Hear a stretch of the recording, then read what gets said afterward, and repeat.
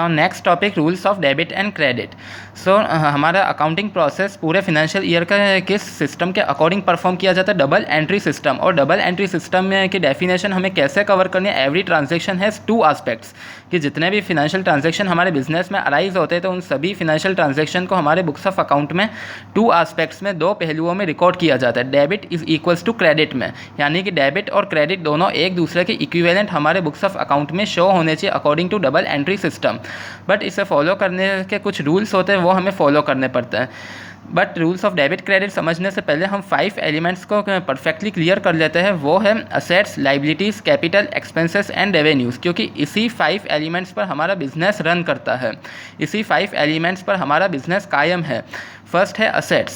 Assets को अगर हम सिंपल मीनिंग में समझें, सिंपल टर्म में समझें तो प्रॉपर्टीज़, जितने भी बिजनेस के पास प्रॉपर्टीज़ अवेलेबल होती है, स्टॉक है, मशीनरी प्रोडक्शन के लिए अवेलेबल है, फर्नीचर है, बिजनेस के पास कंप्यूटर है, तो ये सब बिजनेस की प्रॉपर्टीज़ है।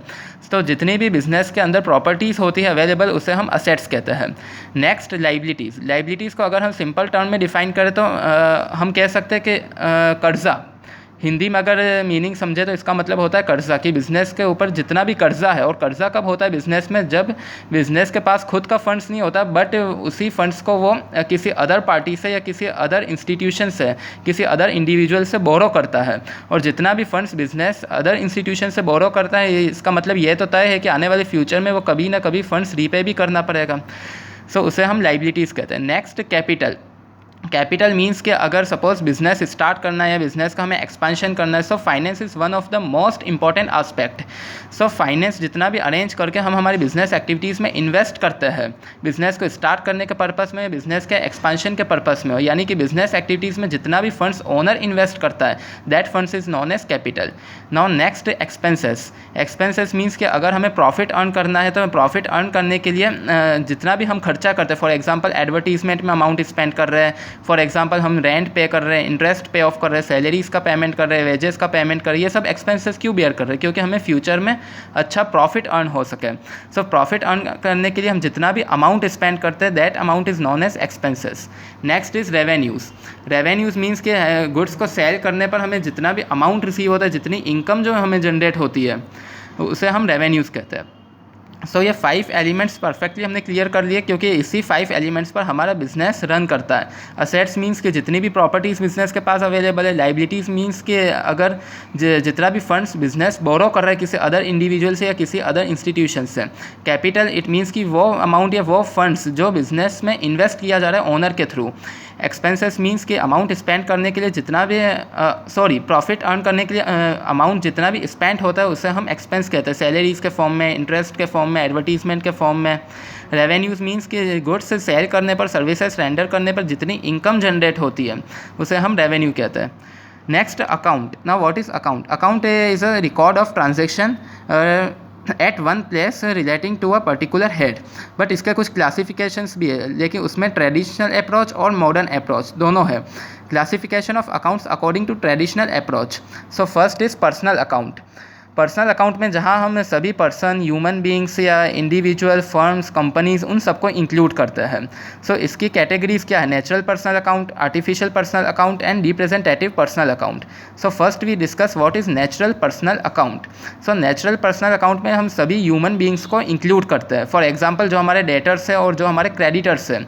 डेटर्स मीन्स कि जिनको हमने गुड्स क्रेडिट पे सेल किया, और क्रेडिटर्स मीन्स कि जिसे हमें पेमेंट करना, यानी कि उनसे हमने गुड्स क्रेडिट पे परचेज़ किया है।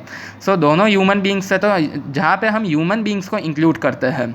Okay, so human beings means कि जो क्रिएशन ऑफ गॉड है, जो क्रिएशन ऑफ गॉड है, तो उसे हम नेचुरल पर्सनल अकाउंट में इंक्लूड करते हैं। Next artificial personal account. Artificial personal account means कि जहाँ पे हम सभी कॉर्पोरेट बॉडीज़ को, कॉर्पोरेट सोसाइटीज़ को इंक्लूड करते हैं, जो क्रिएशन ऑफ गॉड तो नहीं है, but creation of human beings है। For example bank, companies, all these are examples of artificial personal account. अगर हमने बैंक एस्टैब्लिश किया तो उसका कोई ना कोई नेम होगा, कंपनी एस्टैब्लिश की तो कोई ना कोई नेम होगा, बट ये क्रिएशन ऑफ गॉड नहीं, ये क्रिएशन ऑफ ह्यूमन बीइंग है, तो इसका कोई ना कोई नेम तो होता है, ये तो हम इसे आर्टिफिशियल पर्सनल अकाउंट में इंक्लूड करते हैं। Next representative personal account. Representative personal account means कि जो एक सर्टेन पर्सन या ग्रुप ऑफ पर्सनस को रिप्रेजेंट करता है। For example outstanding expense, accrued income, all these are examples of representative personal account. Next impersonal account, जहाँ पे हम रियल अकाउंट और नॉमिनल अकाउंट को इंक्लूड करते हैं। रियल अकाउंट मीन्स कि जितनी भी असेट्स हमारे पास अवेलेबल है, stock, for example machinery, for example furniture, land, building, all these are examples of real account.